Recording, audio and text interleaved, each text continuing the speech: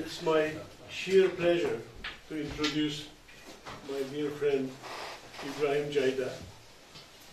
I owe his friendship to a person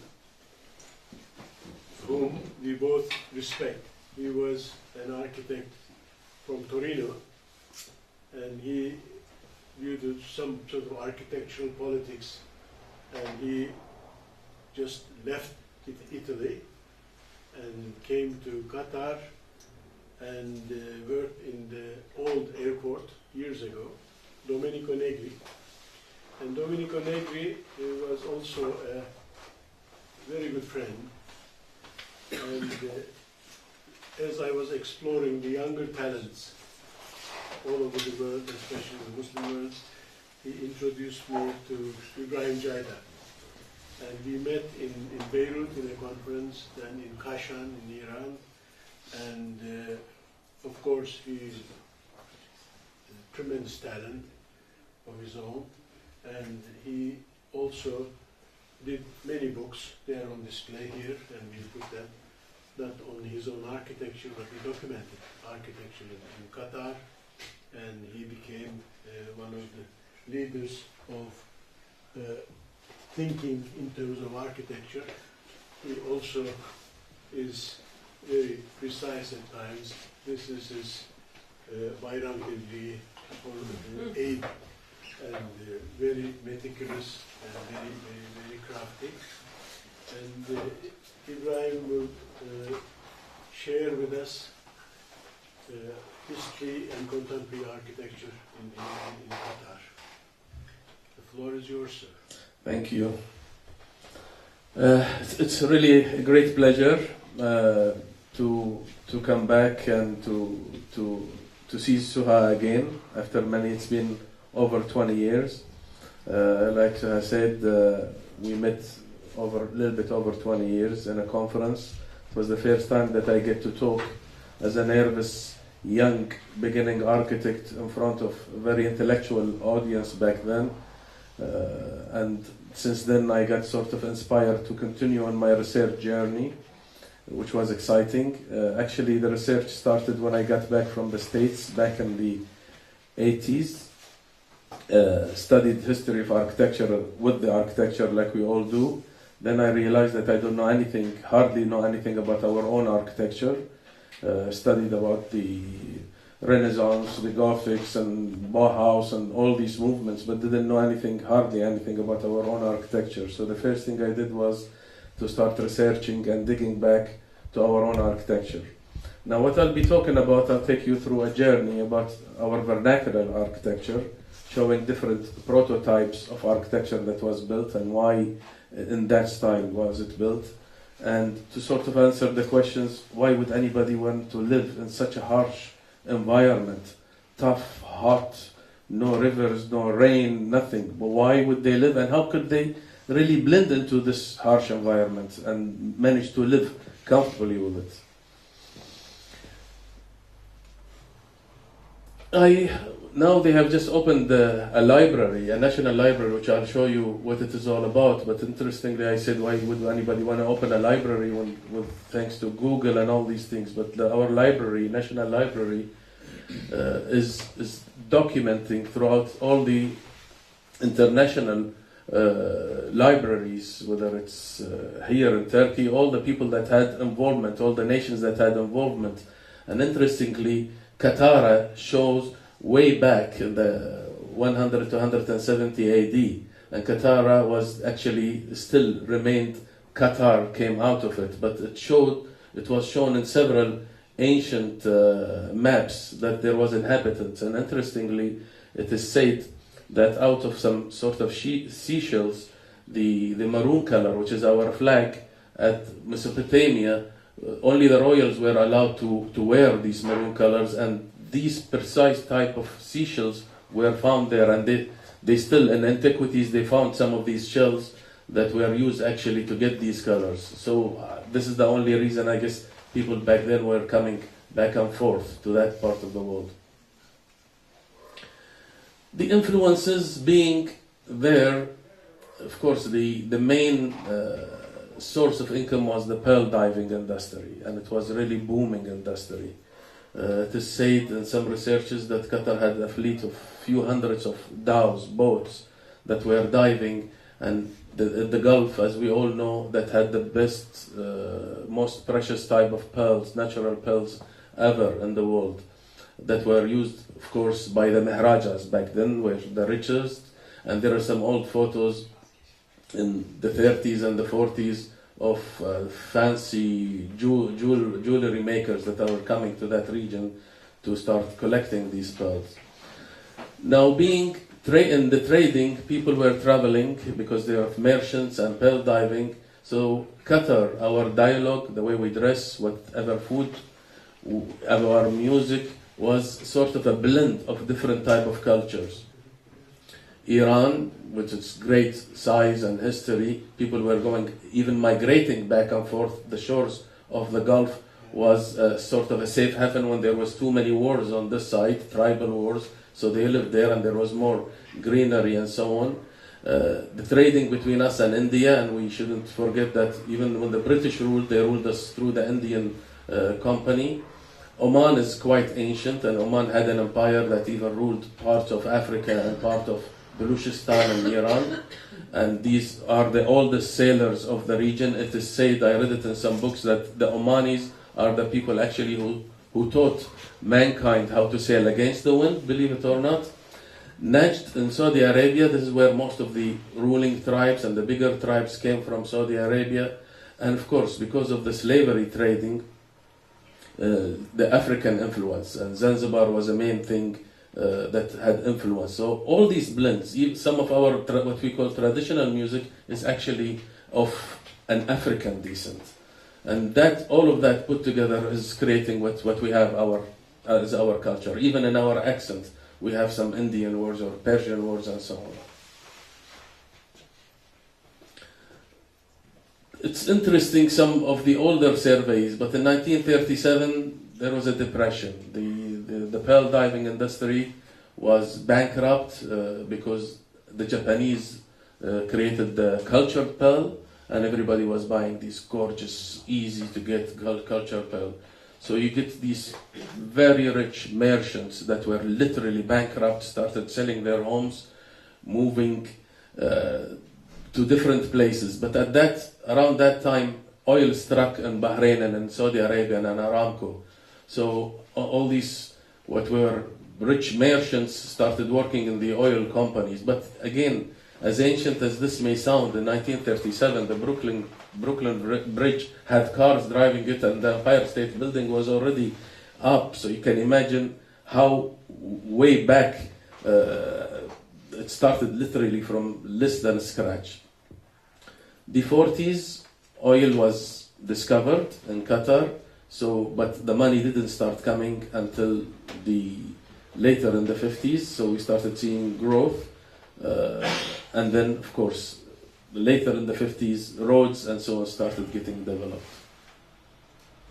Now our city, the population is a little bit shy. It's around 2.6 million. The local population, interestingly, is only 20%, so we are quite rare species among our own town, which adds a lot of value. I see this in our own kids. We are so multicultural. We accept different cultures. We can talk in different accents and languages, and that sort of became an added value rather than a negative thing. So here I come back, and you learn about history, transition of history, but there was nothing documented about our history. So I started thinking of, if I had to divide it, I would say the pre-oil period, from the pearl diving era all the way to then the beginning of the oil period. At the very beginning, oil money started coming, but the old mason, Banai, was still there. So the early architecture of the 50s remained the same in terms of courtyards, and I'll show you some example, yet because it's the same builder, until later on, when in the 50s we started having engineers and architects from Beirut, from Cairo, from India, and more modern buildings started appearing with proper concrete. And then we had the boom of the 70s and the 80s, so the modern Doha was started taking shape. And then we'll talk about what the path to the future, where do I think we are going, or where do I hope that we will be going.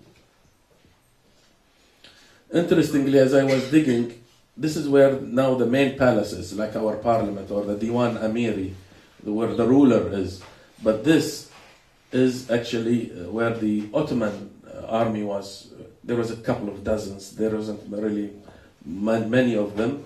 But this is where they are. And for people who've been to Doha, this is where the Diwan Amiri is. And that round, one of the round sort of fort element still remains. The rest has changed and modern buildings came around it as a magnificent big palace. Interestingly, we got our independence in 1971. Of course, there was no resistance or anything. The British actually did good, different from other places that they occupied, because with the oil, with the education, so it was a positive sort of presence, to say as such. But when eventually it was more expensive for them to remain rather than and then to give independence. Some rumor says that we had paid our independence. There was a bill with it. The different type of buildings, the forts, of course, again being in the desert back then, sometimes jokingly I would say tribes, for fun, they would go over weekends and invade each other just for the fun of it. So forts were very important to create security to wherever there was a dwellings or a gathering. And there were different type of forts. Some are a couple of 100 years old, some are even early Islamic period. Fortunately, they've been, thank you so much, all been sort of protected by default. They were just sitting there, nobody would bother about them. Now, Zubara is a protected area. There was a thriving village around it in the 1600s and the 1700s. Schools, they even had, it was like a thriving pearl diving industry in that little town. And now they are rediscovering it. There's a lot of missions protecting it and documenting it. Al-Mirwab is an early Islamic period. It's just a typical fort. Again, some of them became sort of an accommodation at certain stage. While it's protecting, it's also accommodation, because some of them are at the edges of the towns. And this one, Slal, is quite interesting because we see in the Najd influence, where the towers, instead of being round or a typical rectangle, they sort of slant upwards, simply because you start with a thicker wall and you go thinner as you go up. And that there has been a lot of influences, but we see this evidence in Najd and in Saudi Arabia. But these became eventually big dwellings and villages that were built around it. This is where the palace for Sheikh Abdullah bin Khalifa was built in the early 1900s. Stories say the fort that I show you for the Ottomans, every afternoon the soldiers would come and drink coffee with the ruler here. This was renovated in the 70s and won the Aga Khan Award for restoration. And I'll show you now what's happening around it. This is where the Jean Nouvel is putting our new national. This became a national museum, but now it's being dwarfed by a magnificent piece of architecture that is going to host our new national museum. A small police station, but I'll show you in the domestic an interesting elements of architecture. Usually you build, it's similar method of construction, we use the stones, but all these recesses as you go up, they have not only a decorative reason, but they wanted to make the walls lighter, so you will tend to shrink them. All these sketches are actually part of the History of Architecture book that I have published. Didn't want to put some pictures of older falling apart buildings, so I used the surveys and turned them all to freehand sketches, which are becoming sort of the only reference available now for the architecture history. Straightforward, very much oriented towards the sun movement, the wind movement, because every breeze will count, but you will notice that these recesses in some areas started having decorative features, if you can afford to do decorative features.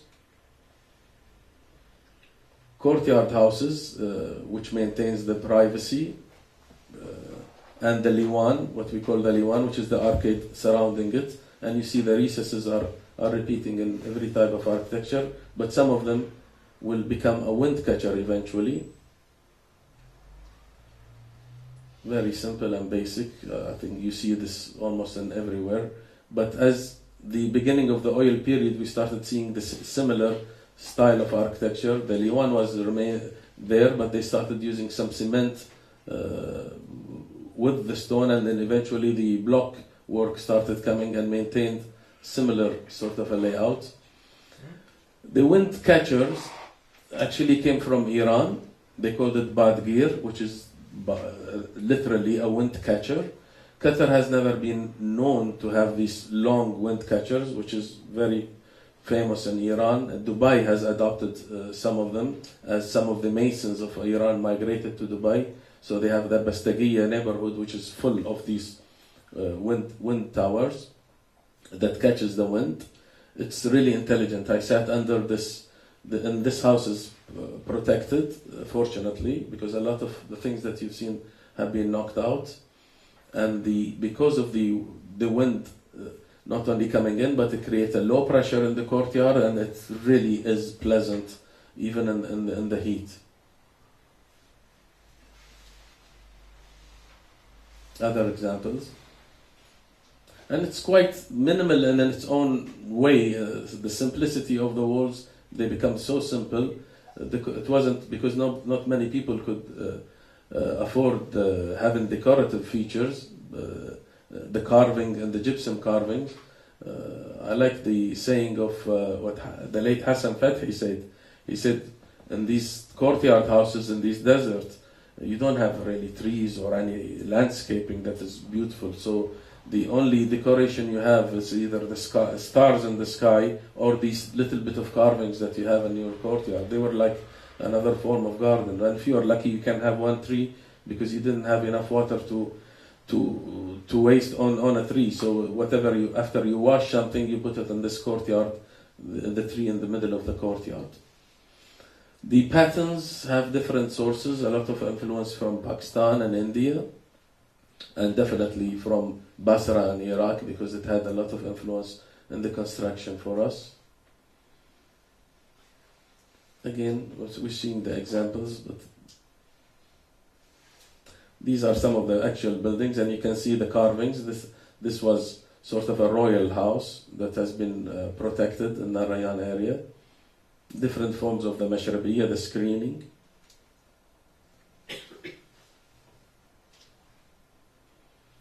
This house was knocked out. I happened to be the last person who entered it. This was late 80s. Actually, I took these photos, and as I walked out, there was a bulldozer at the door, literally, and the guys came to start dismantling the windows. This was a merchant house, which was like a mansion. Interestingly, these small doors, the big doors will open, unfold, but the small doors, as you see the man entering, it is for privacy. It is safe because as you try to step in, your eyes will go onto the floor, so you don't look at the courtyard straight. It's a form of sort of respect and privacy, so you don't see the people living in straightforward.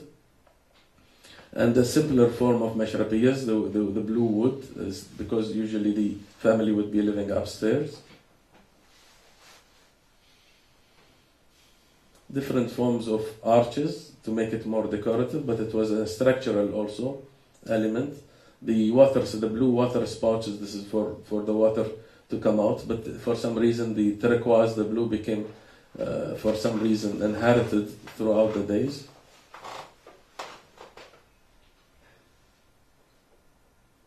These are some of the examples of the buildings that were demolished. But the colorful windows, the peacock windows, are very common, and you see the far left windows are closer to the ground because people actually sat on the ground and they wanted the breeze to come. This is quite a rare photo. The architect used to be able to get away with signing his name and his buildings. Now we cannot do that. Mosques are quite sculptural, and you are limited to the stones that you have, so it's literally sculptural. Again, most of the mosques were preserved, fortunately, because nobody wanted to demolish a masjid. So some of them were falling apart by themselves, but eventually, later in the 90s, the government commissioned a surveying company. They surveyed it all. I got my hand into these surveys, and from these surveys I translated them to these sketches and visiting whatever left over. Simply, we were using the bamboos, the dentil, but we don't have any trees, so they were coming from Zanzibar and India, around 3 trunks. Above them they would put the bamboo leaves, and that will hold the mud, and that you would put the sand on the roof that will make it intact as a roof. And there were several interesting masjids that were protected, but again the function is very straightforward. You got the open courtyard in the Liwan, because as it gets hot, and then the indoor part. And there, every village had its own little mosque with interesting different style of minarets, and all these sort of different styles of minarets now are being documented as the sort of the old small minarets of Qatar. And later on, this is an early 50s masjid where the minaret can, well, thanks to the concrete, were started getting higher. This was, they called it the domed mosque. It was built in Zabara, where I showed you the old fort, in the 1700s, which was a genius sort of, how can you do domes at that stage with a primitive method of construction. Later on, the founder in the early 1900s copied it and built it in Doha. The city is still there, but eventually in the 2000s, when His Highness the Emir father wanted to do the sort of the state mosque, the most important mosque, took literally the same shape. They blew up the plans and built it as the main mosque. I'll show you how it started looking like, but it was literally inspired by that. And that literal inspiration has become a sort of an architectural movement. Whether it's right or wrong, I was part of it. I happened to be there at the right time. Souks, which are the shops, again straightforward. This came later, before it was in the small houses, but this was sort of the beginning of early 50s. We can see the wood is not 3 trunks, but it's a more clean 2x4 trunks used for them. And so there is social values of the privacy, the courtyard, the scale. Aesthetically, there are elements, whether it's the carvings or the wood carvings or the shapes of the windows. And then environmental, which I'll show you an example of how friendly they were to the environment. This is an analysis, and it's interesting. We did a research with Harvard on the cities of the Gulf, and they call it's the Gulf Encyclopedia. And unfortunately, they never published it.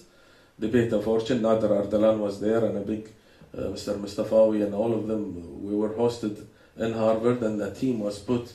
They did the research not only in the houses but in the neighborhoods, and they did some analysis, heat analysis, and it's shown interestingly that really the temperature drops substantially based on the orientation. And you can see we have the west sun, which is extremely hot and lasts longer. You don't see any openings. I do talks sometimes to young students, and I call it going back to basics, and literally to go back to the very basics of how we sort of behave with the environment. There is a lot of gaining environmentally or sustainability in our architecture that can be gained. And these some of the wind, like we showed the wind catcher, whether it's the tower, and there is a smaller form where the recess is on the wall, and that Qatar was known to do of the smaller form rather than the bigger one, for a reason that I still cannot find. Maybe it's the masons, or it's the type of less humidity. these examples of the restored old towns. Now all these old towns that used to be houses and shops, we call what we have Souk Waqif. It was neighborhoods and shops, but the whole thing became a tourist attraction now. It was highly commanded by the Aga Khan on the last thing when they did it in the museum.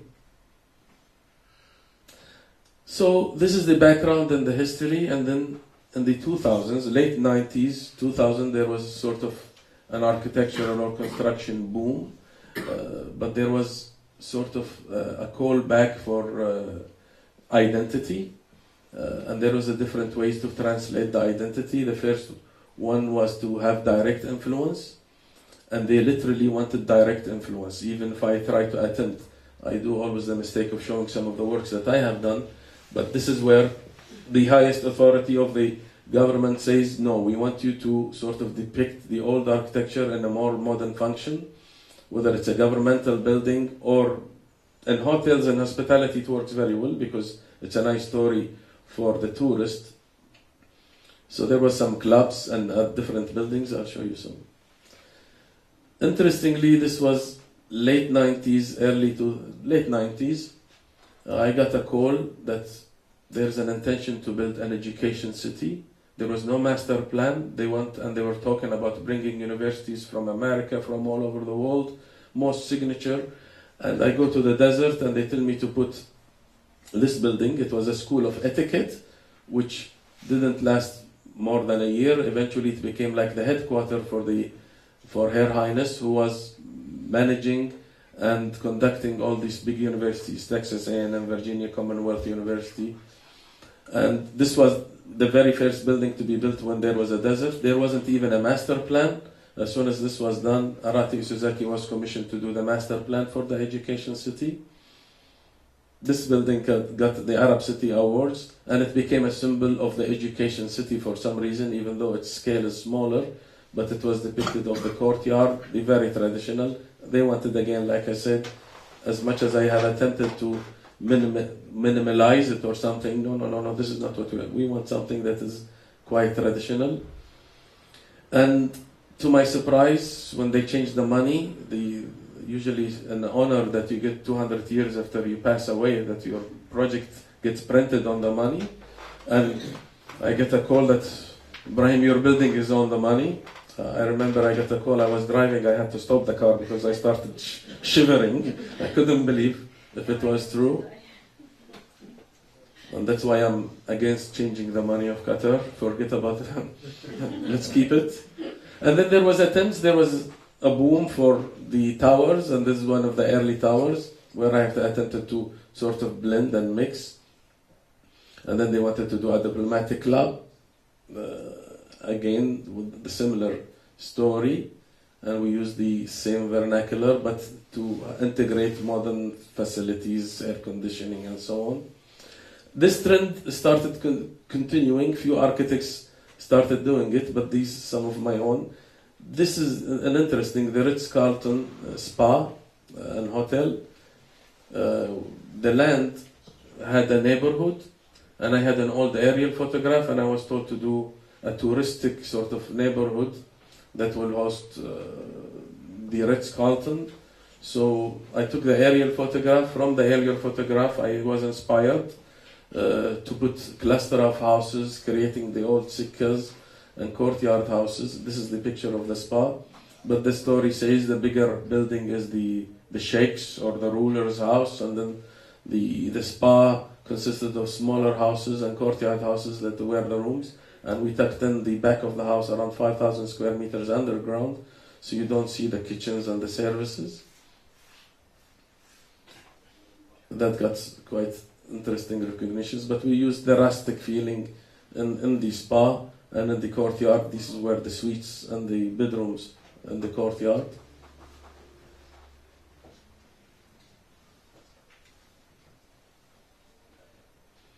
And interesting, we use the sikkas and the indirect lighting, and it really works environmentally. I mean, air conditioning, the use of air conditioning in some of these places gets a lot less other buildings within the Souk Waqif and theaters.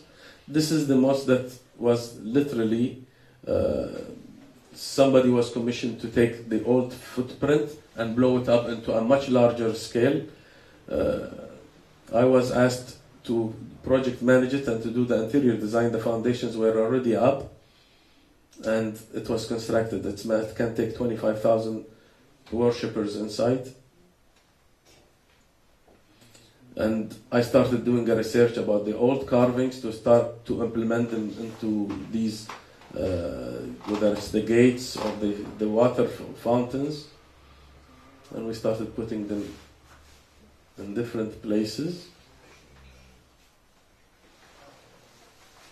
The chandeliers, we designed them, and again, like I said, we added all these carvings, used the carvings on the old wood, and we managed to find the carpenters that still can do that.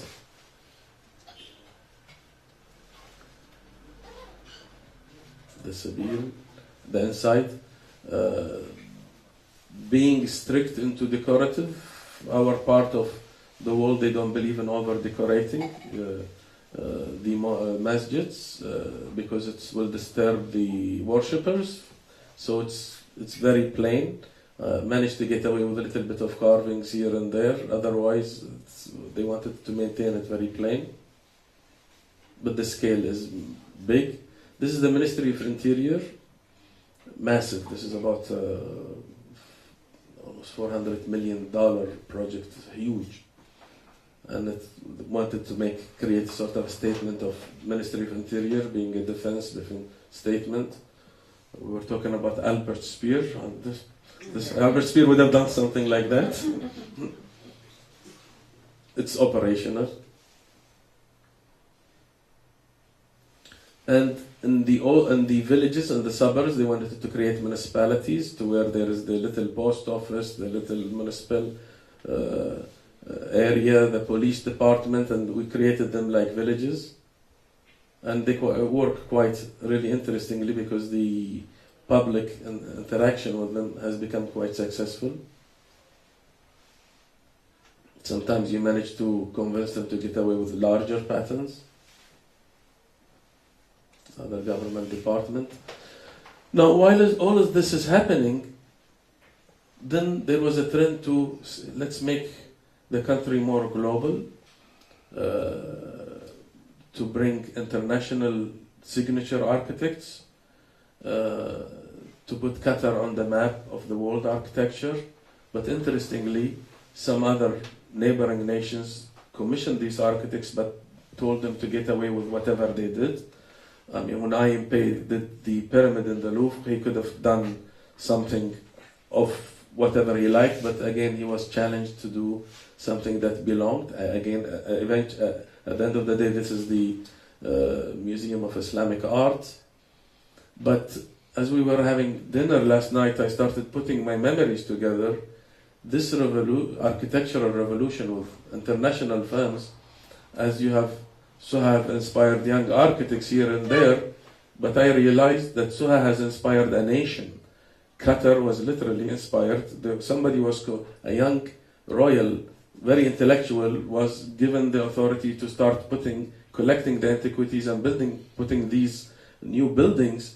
But the advisor was Suha's Khan. I just realized this last night as I put this together. So Suha was bringing all these famous signature architects to Qatar, introduced them, and then eventually our royals and government started getting into the trend of these magnificent pieces of architecture. This is a must-see because the space, and this is the last, IMP was retired, I guess, at that stage, but when he heard what he was going to do, he thought he has to give it a shot and came and did it. His son played a major role in putting it together as he was a lot older. And then within the education city, the exhibition center up there, the conference center, even though it doesn't have, you wouldn't think it has anything to represent the local sort of identity, but we have the sidra tree, a type of tree that can grow in the desert. That's the only shading tree that requires little water. And this where Arata was inspired with the sidra trunk and created this. The human scale is magnificent. You enter to this place, It's really so photogenic and so on. They left the headquarters that I did, that was printed on the money. Her Highness, I moved there last year. Ramcool House building, as simple as it may look, but he played with the openings, the sizes of opening. The spaces are really interesting inside. Young architect out of Barcelona, Ali Manguera. This is the Islamic Studies Center. It has a masjid also, very contemporary. So contemporary that Professor Abdul Wahid al-Wakil thinks it's a disgrace to Islam because it's too minimal. He thinks it should be classic. It should be Abdul Wahid al-Wakil is in his early 80s, still somehow slowly practicing, but he was an Aga Khan award winner and created amazing masjids in Jeddah, and in Mecca also he built quite a bit. So he's another extreme. I think this is a beautiful piece of architecture. Logarata, the late Logarata, did some of, and all these universities, mind you, it's all Texas A&M, Virginia, they really created a hub for the whole Middle East to where you can get the best education within the region. And we got students now from all over the region, even from India, from everywhere, students from all over studying in these universities and research centers. The airports, HOK, it's a magnificent piece of architecture, and I call it sometimes art port because they are exhibiting for the most known artists also of the world. This is the latest. This is the National Library, which is becoming sort of a source of enlightenment research. And they are really funding heavy-duty funds to go and dig into the archives of whether it's Istanbul, London, even Russia. They find all whatever related to any research that has been done about the Gulf and in Qatar, and they're documenting this. It's a source of knowledge, students, exhibitions. It's a lot of research. It's also a breathtaking scale as you get into that. Jean Nouvel, even though he did something similar in Spain, but here he did what he did in Institut Le Monde Arabe in Paris, where he took the patterns, and interestingly, his response to the environment was interesting. The patterns get denser where the sun is hotter and less dense, so it's not mechanical like the Institut Le Monde Arabe. It's more static here, but it does the work. The feeling inside is quite interesting with the shadow. And the small little building there is our National Museum that I showed you, the Aga Khan Award winner for renovation, restoration. Now you would say, what this has to do with your culture? And when I heard the concept, I was so angry, not in an envious way, but angry with myself. There's a desert stone that literally looks like this. And how can he come up with that idea? I mean, what does Jean Nouvel smoke that I don't, or how can he come up with such a genius idea of seeing this desert rose and creating? And I think the impact of what this building is going to do to our city is going to be a similar impact to what happened in smaller towns where magnificent pieces of architecture that happened, like the Bilbao building. People didn't even hear of Bilbao, and now you just want to go to not a lot of people don't even care about what's inside. They just want to take a selfie with Bilbao, the museum, the Guggenheim. But I drive by this, and even the detail. Not many people could build this. They had to bring Hyundai, which are Koreans known to be shipbuilders, to be able to put this together in steel, and then clad it with this very fine cut stone. Hopefully this will, like all museums, they get delayed and delayed and delayed. But now we're seeing the light because they started putting the exhibits together. Amin was involved with this, another advisory role with all the museums. Now we saw the depicting of the local architecture as is, as much as we were criticized by it, but I think when the the pearl diving industry went and the oil came, nobody wanted to even look at the local vernacular. I remember when I came back from college in the 80s, when I wanted to say something that looked like our local buildings, and everybody would say, no, this is the old tough days, until later in the 90s when they started depicting the old vernacular, and then these international architects come. And then how does this influence the local and the regional architects by understanding the past and seeing how fast and how deep into the future you can get and still maintain your identity, not by straightforward copying your architecture, but you can take the gorgeous elements of your architecture. And I started exploring. As we say, we always practice as architects, so get this opportunity to do this little office building and taking the patterns and the coral shape into creating a courtyard in the middle. This building is operational now, so inspired by the corals, and the measure is to create the sun to come in, create privacy for the office users and the beyond the corridors above, and started having sort of daring to do more things, creating the shades. Longer shades where the sun is and the shorter shades where it is. There's a section. And taking buildings into different patterns, taking the shapes into a more abstract manner, yet making it look modern, but it has an identity in a way or another. And this attempt continued.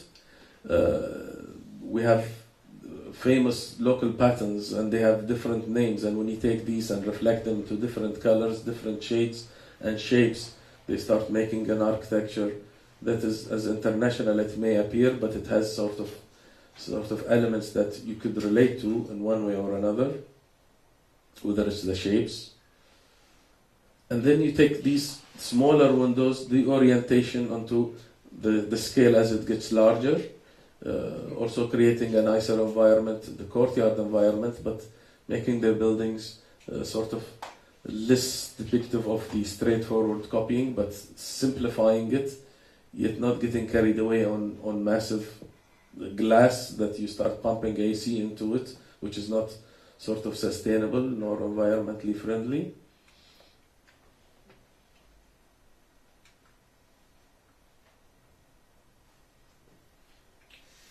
Now we have the Qatar rail. That's the fastest rail system that has been developed in the last 5 years. It's being built, hopefully start in operation in a year and a half. A lot of underground, and they gave them a massive fund to build above these stations, so they can create a fund that sustain the rail. And there was commissions to build buildings, but they wanted them to also to be sort of sustainable and environmentally friendly, yet to reflect a sort of you can get away with more contemporary ways.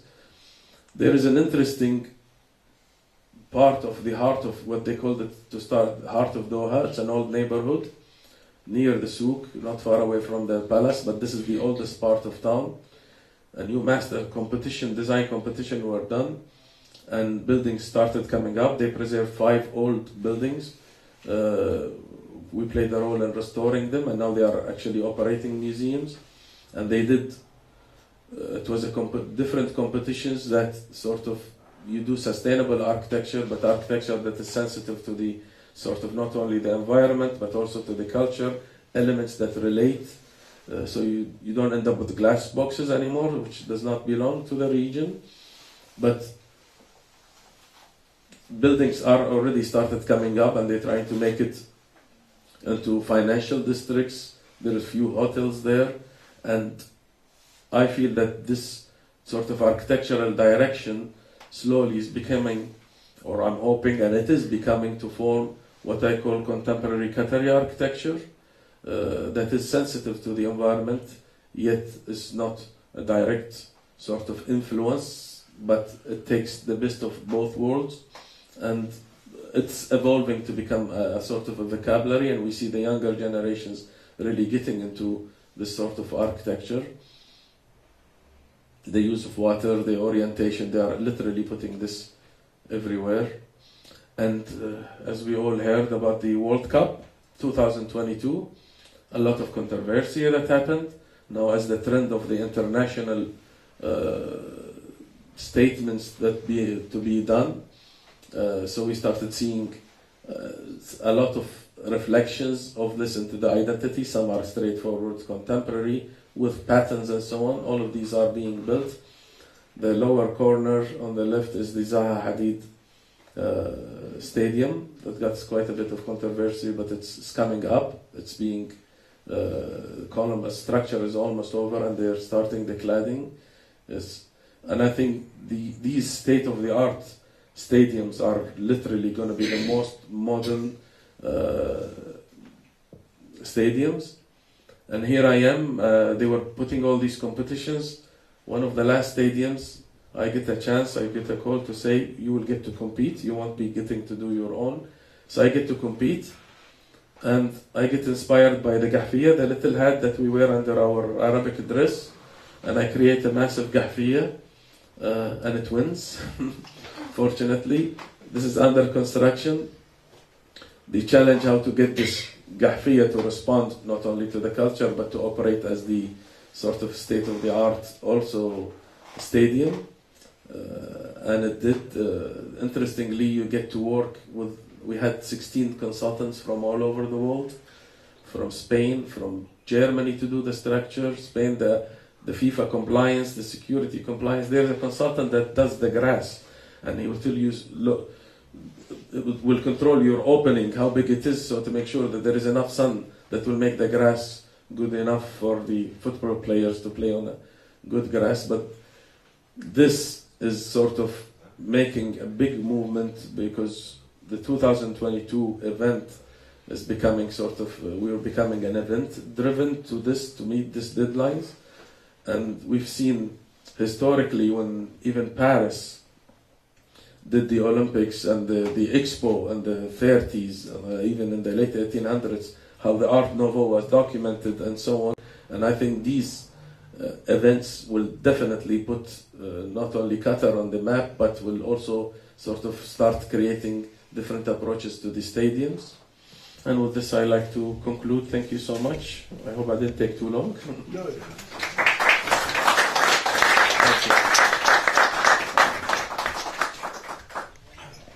We have a long time to discuss privately with Ibrahim. If you have any questions, you can pose now. If not, I would like to first thank Ali Pamir. He is one of the most sophisticated developers I have ever met in my life. He has a vision, he has a commitment, and he has an international exposure. I would ask him to receive our token. Thank you. Thank you. And we owe this meeting to Ali. Ibrahim came for him for business, and he also agreed to talk to a distinguished group of people. Ibrahim, this is our sort of momentum. Thank you so much. Thank you so much. Thank you. So, as always, in order to have the records of who came and have someone elderly to pull up the names for our How many? one by one. One, okay. This one is Yiğit Gülöksüz. Is a very distinguished person at the ministerial capacity for years. Emin Mahir Balcıoğlu and Murat Öneren.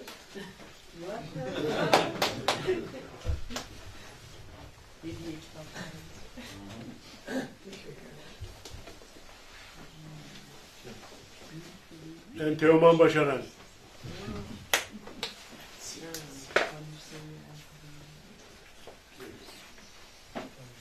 One more, sir. Okay. 6 books.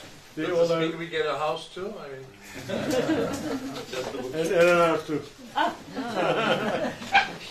Thank you. You have our sort of offerings, modest offerings. as always.